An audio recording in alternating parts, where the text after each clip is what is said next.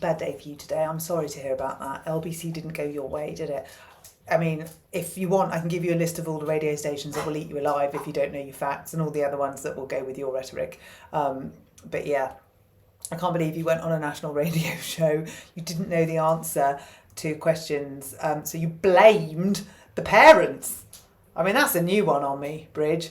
They are new lows.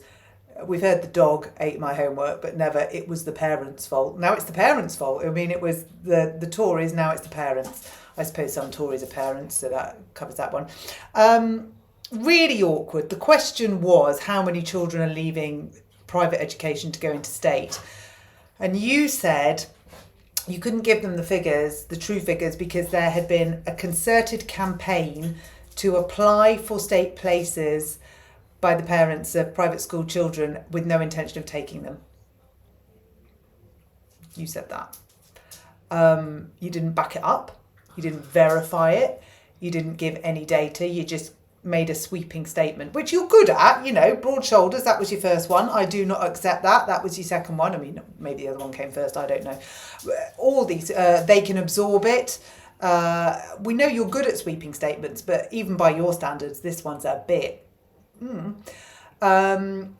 So yeah, I think you kind of need to apologise for that one, Bridget, because it's not happening. It's not true. I do not accept that. I've been waiting to do that for ages. Your statement that private school parents are applying for state places that they have no intention of taking, I do not accept that. And more importantly, Bridget, prove it. Because it's not happening, and you can't. And you couldn't answer the question about how many were moving. I'm going to help you out with that a little bit. These are all my workings out. So sort of my mood board, my thought board, false information. Guess what I was thinking of when I wrote that down? Discrimination against the children that are in their GCSE years and can't take their coursework from their private school to their state school. So all the coursework they've done for their GCSEs, they can't take that with them. I mean, yeah, lunacy. Parliamentary standards, we need to speak to them because your parliamentary standards are in the gutter. So, to help you out with your figures, Year 7 intake at private schools for September 2024 was down 4%. That's about 10,000 children that would normally have gone to private education but didn't. Chest infection, sorry, hot ribena, only way I can speak, which I realise you wish I wasn't, but I'm going to. So we've got 10,000 children somewhere in the ether that would normally have gone to private school. They didn't apply this year, so we can only assume they've gone to state school because the local authorities are, not all of them will give the places or the numbers out because they then have to fess up that they have no places, even though you do say they've got places. We don't know where those 10,000 have gone. I know it's rude to look at your phone while you're talking to someone, but this is for facts. In St Albans, there are no places in 5 out of 6 schools in year 7. There are no places in 6 out of 6 schools in year 8, year 9, in year 10. There's no places in 5 out of 6 schools, and in year 11, there's places in 3 out of 6 schools. But you know, obviously, you keep banging on your rhetoric that there's places for these kids to go to, even though your own local authorities are telling you there's not. So we've got 10,000 children somewhere in the ether. We don't know where they've gone.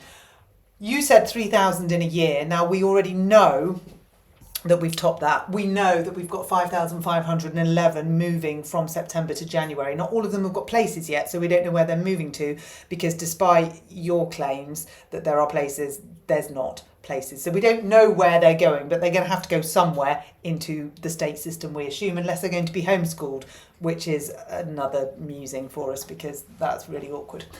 So we know that you wanted to raise 460 million, and we know that you've now got a deficit of about 56 million.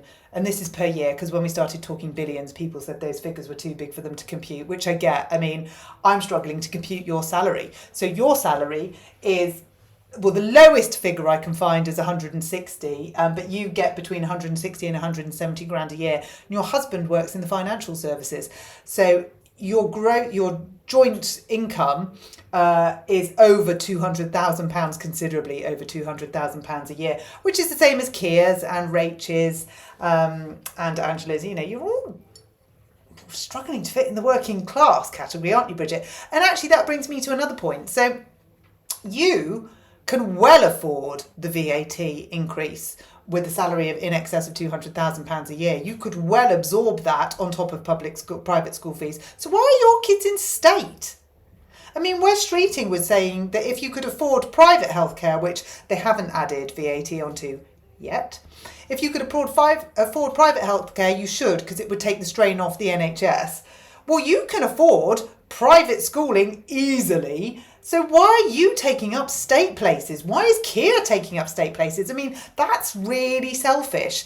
If the state system is as bad as you say it is, and if it's crumbling as much as you say it is, and if it's under-resourced and underwhelmed as much as you say it is, why are your kids still in it when you could easily afford to have put them in the year 7, year 8, and I don't know how old they are, but they could definitely be in private school. Unless I'm making a gross assumption on where your income goes, and unless I'm assuming that you've got broad shoulders, or unless I'm dictating to you what you can do with your money. It sounds good when it goes back in your direction, does it? I bet that's unpalatable. I bet you don't like me telling you how to educate your kids. I bet you've got something to say about that. Should have said it on LBC this morning, but you were too busy fudging the fact that you didn't know the numbers. So we know that we've got 5,511 definitely moving between September and January, which is more than the 3,000 you said in a year. And then we've got these 10,000 kids that we don't know where they are. No one's giving any figures about those. That, by the way, 4% down is from the ISC, Independent School Commission. So that's actual fact. That's independent. That's not by your mate's mate, whatever. We're using the same figures that you're using here. It's just that we're talking about them, you're not. So 4% down year 7 intake. So they've gone somewhere, Bridget. I mean, we don't want to say state, do we? Because then that's admitting that you're overburdening an overburdened system. So can we also debunk this whole, we've had a tax break in the private system for many, many years, and now we're catching up. How can we have had a tax break when education's never been taxed? We're not having a taxed break. It was never taxed in the first place because it's education. Find me a country that does that. So in fact, what we're doing is double taxing. We are taxing people through their income tax, and now we're taxing them on VAT on education. So the income tax that they're paying for a state place that they're not using, they're not. They're paying for that anyway, circa sort of £6,500, £7,000 a child, which they're not using, but you are.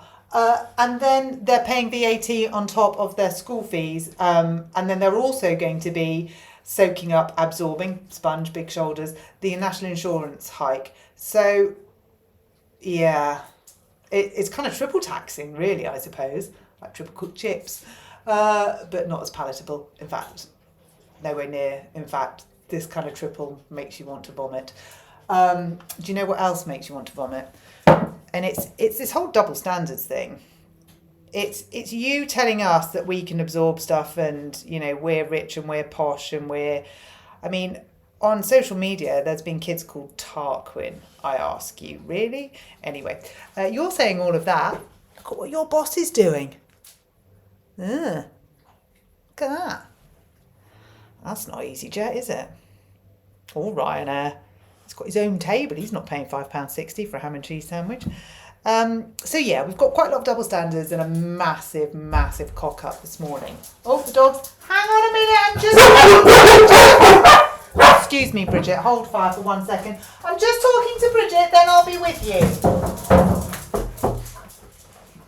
He never gets the memo either. He's as bad as you. So, massive cock up. Went on a national radio show and didn't know our figures. So what I would suggest is, if you could, get your researcher or you can find it on the internet. I find quite a lot of the facts and figures on the internet. Follow the who, what, where, when, why principle. Is what journalists do.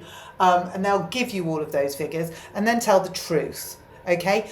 When you haven't got those figures. Don't descend to really low lows and blame it on the parents, because they're going to get really angry. And that's, I mean, I don't want to say career suicide. Yeah, I do.